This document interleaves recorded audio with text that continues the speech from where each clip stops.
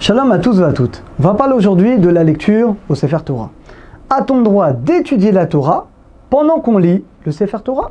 Il y a des fois beaucoup de temps mort dans les montées, entre les montées. Moi j'ai envie d'étudier la Torah. Est-ce que j'ai le droit d'étudier la Torah? Et si oui, sous quelles conditions? Alors, la Gemara est dans Sota, page 39a.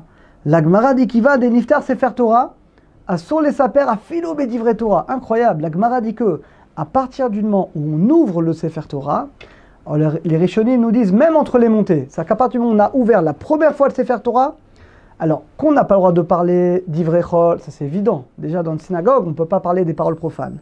Mais le chidouche, l'enseignement de la Gemara, c'est même de parler des paroles de Torah. Tu veux dire un enseignement de Torah à l'ami qui est à côté de toi dans la synagogue, c'est assour. Ça s'appelle un mépris, un bisayon du Sefer Torah. Et la Gemara l'apprend inversé. Donc a priori, clairement, la Gemara dit, à partir du moment où on commence la lecture du Sefer Torah, tu ne peux rien dire, même pas des paroles de Torah. De l'autre côté, on a une Gemara dans Brachot, page 8b. La Gemara parle de Rav Sheshet qui est un grand chacham, un grand namora dans la Gemara. Et la Gemara dit que lui, quand on lisait le Sefer Torah Shabbat matin, et qu'il y avait déjà Minyan, on parle qu'il y a plus que 10 personnes, bien entendu, et il y a déjà 10 personnes qui écoutent. Lui, il se mettait de côté, il tournait la tête, il se détournait du Sefer Torah, et il étudiait la Torah. Donc a priori, il y a une contradiction. On voit que Rav Sheshet, a priori, lui, il étudiait. Alors en réalité, il y a beaucoup d'avis dans les Rishonim. Comment expliquer la contradiction entre ces deux textes de la Gemara? D'abord, on a Rabbeinu Yona. Rabbeinu Yona, qui est un des plus grands maîtres du Moyen-Âge, il dit la chose suivante. Dit Rabbeinu Yona, Rav Sheshet, c'est spécial. Qu'est-ce qu'il avait de spécial, Rav Sheshet? Alors ceux qui étudient la Gemara le savent déjà, Rav Sheshet était aveugle. Et d'ailleurs, il connaissait toute la Torah par cœur. Et donc il répétait, il connaissait toute la Torah. Et donc lui, comme il est aveugle, il est dispensé de cette mitzvah d'écouter. Vous allez dire pourquoi il est aveugle, mais il entend. Pourquoi il est dispensé? Parce que la Torah, on n'a pas le droit d'étudier la Torah écrite si tu ne vois pas, si tu ne lis pas. Et donc finalement, il ne peut pas écouter le Sefer Torah s'il ne voit pas, finalement, dans un Chumash. Et donc c'est la raison pour laquelle il dit Rabbeinu Yona, Rav Sheshet est spécial. Lui, effectivement, il a pu se détourner, étudier la Torah, parce que lui est dispensé de cette mitzvah d'écouter Sefer Torah. Mais tous les autres, non, on est obligé.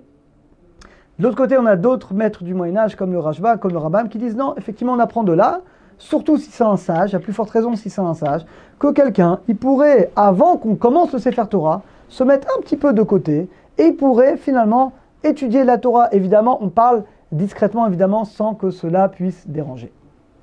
Alors la halakha, il y a beaucoup d'avis dans les maîtres du Moyen-Âge. La halakha, elle est clairement tranchée dans le Shulchan Aruch, c'est dans le Siman 146. La deuxième halakha, la halakha, elle est claire. C'est assour. On n'a pas le droit de parler, même de parler des paroles de Torah pendant qu'on lit le Sefer Torah. Afilou ben Gavra les Gavra, même entre les montées. Alors ça, c'est une halakha qui est, on va dire, qui est très peu, qui n'est pas assez répandue, parce que souvent, même quand les gens ils se taisent, mais entre les montées, les gens ils parlent. Et même le chidouche, que c'est une halakha qui est clairement écrite dans le Shulchan Aruch, même de parler des paroles de Torah, tu veux dire un chidouche à ton ami sur la paracha, c'est assour, même entre les montées. Parce que ça y est, du moment que le Sefer Torah, on l'a ouvert, et encore une fois, même si on l'a fermé entre les montées, du moment qu'on l'a ouvert une première fois, on n'a plus le droit de parler. Vous allez me dire, alors qu'est-ce qu'on peut faire? Entre les montées, il y a beaucoup des fois des temps morts. Alors, dit le Shulchan Aruch, par contre, mutar ligros belachash, j'ai le droit d'étudier à voix basse. Entre les montées, c'est-à-dire entre les montées, quelqu'un il va lire discrètement des Teilim, tout doucement, il va étudier des commentaires sur la paracha, il va faire Rashi, ça on a le droit. Mais parler à voix haute avec quelqu'un de Torah, on n'a pas le droit. On a une preuve également du Shulchan Aruch que on peut faire également Shte Mikra Vecha Targum. Vous savez qu'il y a une obligation pour tous les hommes de lire 2 fois la paracha avec le Targum.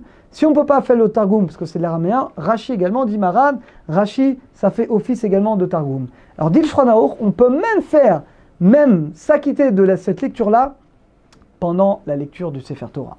Bien que c'est permis, le mieux, nous dit le Magan Avraham, serait quand même de lire à voix basse en même temps que le Chazan. C'est-à-dire concrètement, moi, j'écoute le Chazan, je lis à voix basse, mot par mot en même temps que le Chazan, comme ça. Non seulement je fais la misa d'écouter la lecture, mais en plus je m'acquitte déjà de une lecture. On doit faire 2 lectures avec Rashi ou le Targum. Donc je m'acquitte déjà d'une seule lecture, comme ça il ne me reste plus qu'une lecture avec Rashi. Donc conclusion, il y a beaucoup d'avis, on fait une synthèse. Conclusion, l'halakha. Conclusion. Parler, à partir du moment où on a ouvert le Sefer Torah, jusqu'à la fin de l'Haftara, donc tout le temps du Sefer Torah, on n'a pas le droit de parler Chol, c'est évident, mais même de parler des paroles de Torah, on n'a pas le droit. Même entre les montées, c'est assour. Encore une fois, c'est une halakha qui est clairement écrite dans Shulchan, c'est assour. Ce qu'on a le droit par contre, d'étudier à voix basse, Belachash. Vous étudiez à voix basse entre les montées, vous avez le droit. On a dit qu'on a le droit également, quelqu'un il veut faire Rashi entre les montées, il veut lire à voix basse en même temps que le Chazan pour s'acquitter d'une lecture, ça on a également le droit. Et à plus forte raison, si c'est quelqu'un qui étudie beaucoup la Torah, il ne veut pas perdre de temps, il veut étudier, mais encore une fois, du moment que ça voix basse, dans ce cas-là, on a le droit. Alors qu'Hachem nous aide à bien faire le kavod au Sefer Torah, qu'Hachem nous aide à respecter cette halakha à partir de ce Shabbat d'Ineder, de ne plus jamais parler, ni pendant qu'on lit Sefer Torah évidemment, mais même entre les montées, et qu'on est trop de pouvoir étudier comme ça, Bezat Hachem beaucoup la Torah entre les montées. À très bientôt, à tous et à toutes.